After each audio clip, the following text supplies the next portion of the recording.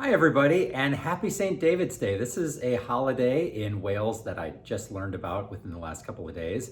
And I thought this was a great opportunity to make a recipe that one of our friends slash viewers, and I say friends because I consider you all friends or you wouldn't be watching us. So this is from Heidi in Wales, who shared her Welsh Cakes recipe with me, and I'm gonna try to make it today and in celebration of St. David's Day. And so for those of you in Wales, happy St. David's Day. I'm not even going to try to pronounce it in Welsh. I have no idea, but hope you're having a good day today, and let me know what you think after you see how these turned out. Okay, so here are the ingredients that I'm going to be using. I've got self-raising flour, castor sugar. I've got both sultanas and currants, different kinds of raisins, some milk, which we may or may not use, some salt, a mixed spice / pumpkin spice, butter, and an egg. So a few interesting things about the ingredients. There is no such thing as self-raising flour in the United States. There's no such thing as castor sugar in the United States. You cannot find sultanas or currants in the United States.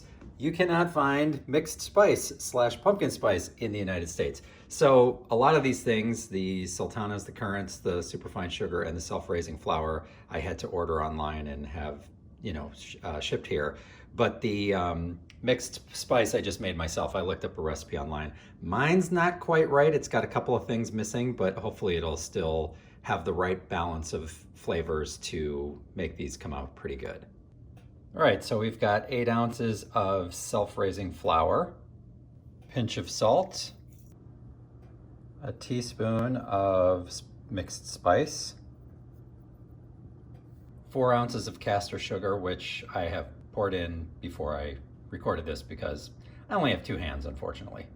I've mixed all the dry ingredients together and added in 4 ounces of butter, which I am now going to sort of cut up a little bit before I work it into the dry mixture.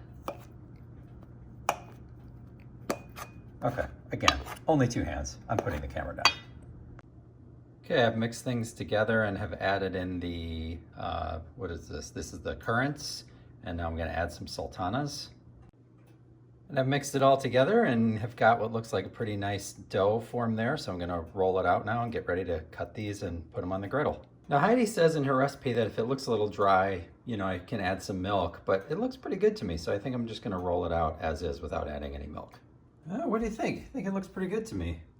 She said to do it about a 1/4 inch thick, which kind of is. Might be a little too thin in some places, but hopefully it'll be okay. I'm gonna start cutting it and putting it on the griddle. Okay, here's the first batch that's cut and ready to go on the griddle, and then I'm gonna roll out the remnants to do another batch. So this first batch is looking pretty good so far. It's got about a minute left on this side, and then I'm gonna flip them over on the other side.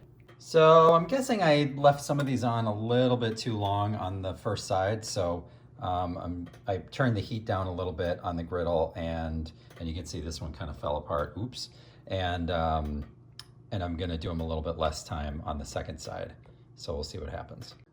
All right, so the first batch is off the griddle, and now I'm gonna dust both sides with some of the castor sugar. All right, so here goes. Here's my Welsh cake, and I've got some butter slathered on it. Let's see how it came out. Ooh, uh-oh, fell apart a little bit.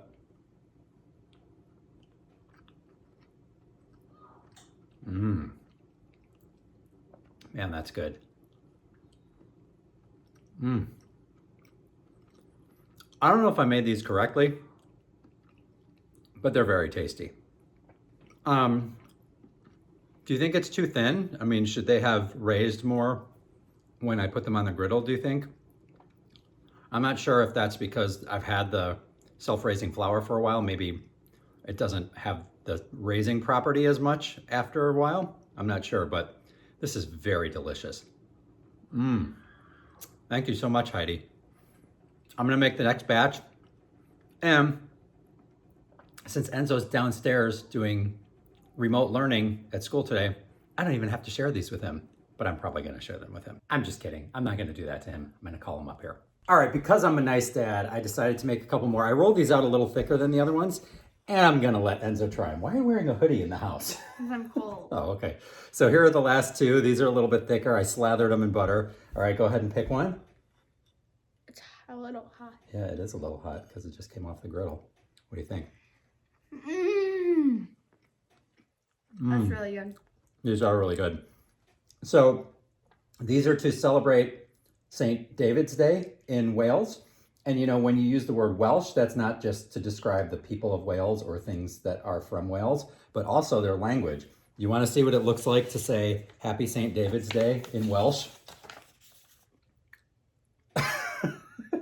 Do you have any idea how to pronounce that? No. Oh, that was backwards, sorry. I'm not even going to try. Yeah. No, but isn't that interesting though? All right, so what do you think? These are really good. Thank you so much, Heidi, for sharing your recipe. These are truly delicious.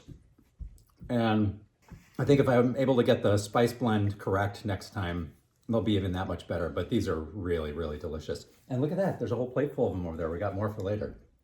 All right, thanks, you guys. Bye. Happy St. David's Day.